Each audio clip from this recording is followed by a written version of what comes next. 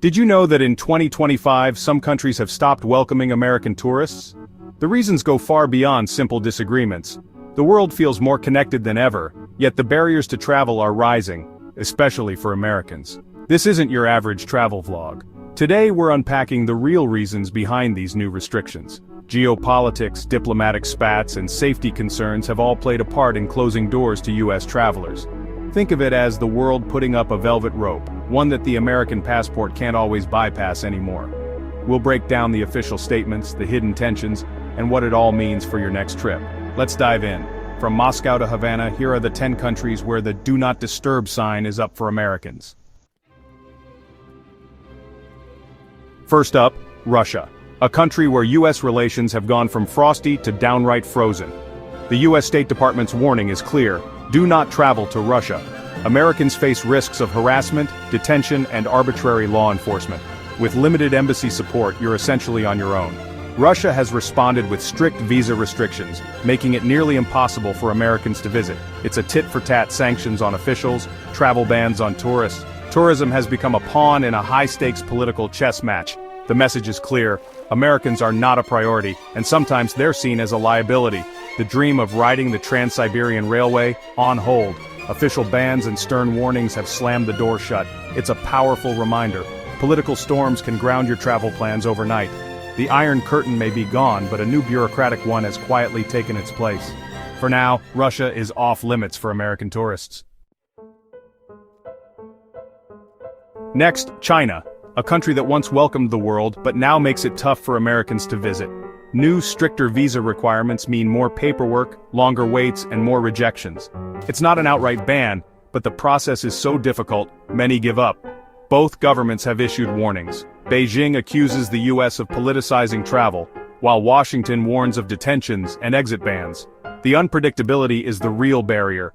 You might get a visa, or you might not, with no explanation. The Great Wall was built to keep people out. Now, bureaucracy does the same for some Americans. China isn't a total no-go, but it's a proceed with extreme caution destination. For 2025, the invisible wall is real. North Korea, no surprise here, it's been off limits to Americans for years. The U.S. government banned travel there in 2017, and nothing has changed to reverse that. The risk of arrest and long-term detention is simply too high. No U.S. embassy, no help if you get in trouble. You're completely on your own. Recent missile tests and aggressive rhetoric have only reinforced the ban. Americans have been used as political pawns, making it a high-stakes risk.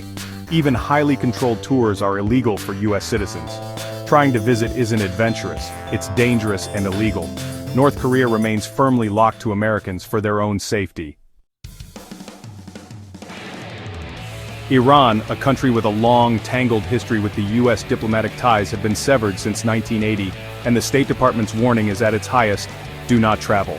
Americans, especially dual nationals, face risks of kidnapping, arrest, and detention. Iran doesn't recognize dual citizenship, so the U.S. can't help if you're detained. Ongoing disputes over nuclear programs and regional conflicts keep tensions high. Americans are seen as valuable bargaining chips, making tourism extremely risky. Ancient sites like Persepolis are off limits for now.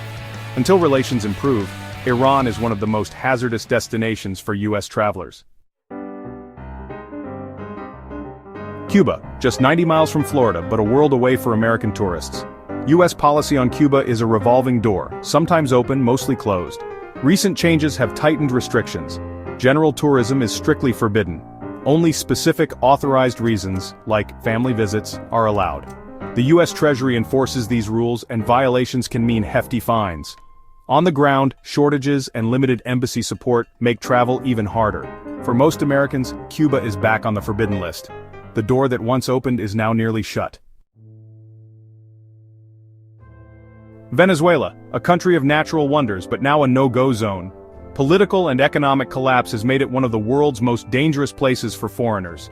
Violent crime, civil unrest, and a breakdown of law and order are rampant. The U.S. Embassy closed in 2019.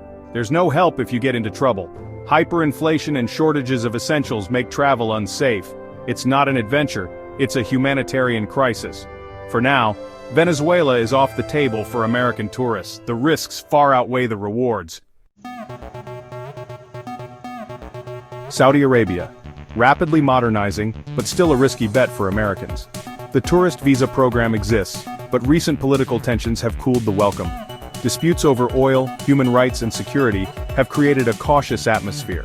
The U.S. urges Americans to reconsider travel, citing terrorism and strict local laws. Officially you're welcome, unofficially entry is more selective. Stunning sites like Al Ula are promoted, but risks remain. It's a kingdom of contrasts, modernizing yet conservative and unpredictable. Visiting in 2025 means reading the political tea leaves very carefully. Turkey, a crossroads of cultures but also of diplomatic tension. U.S.-Turkey relations have been rocky, leading to unpredictable travel conditions. Past visa suspensions and ongoing disputes create uncertainty for Americans. The State Department advises reconsidering travel, especially near conflict zones. Risks include terrorism, arbitrary detentions, and consequences for social media activity. Istanbul and Cappadocia remain open, but caution is advised. The political situation is fluid. New restrictions could appear overnight. Turkey is beautiful, but in 2025, it's a destination to approach with care. Belarus, Russia's close ally and increasingly isolated from the West. Support for Russia and internal crackdowns have led to international sanctions. The U.S. State Department's do not travel advisory is clear: it's dangerous for Americans. Risks include arbitrary law enforcement, detention, and no embassy support. The government's unpredictable actions make it a high-risk destination.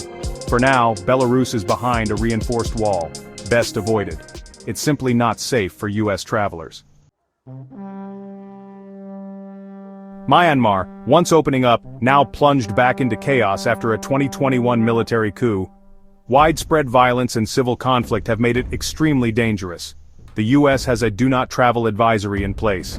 Bombings, targeted attacks, and arbitrary detentions are real risks.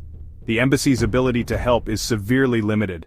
The dream of exploring Myanmar is on hold. Tourism is neither feasible nor responsible right now. Until peace returns, Myanmar remains off-limits. There you have it, 10 countries where the welcome sign is down for Americans. These places are rich in culture and history but caught in the crossfire of politics and conflict. A passport is more than a travel document. It reflects your country's global relationships. But remember, for every closed door, dozens more remain open. Travel smart, stay informed, and celebrate the connections you can make. The world is always changing. Let's hope for more open doors in the future. Would you visit any of these countries? Comment below, and remember, all channel revenue goes to charity.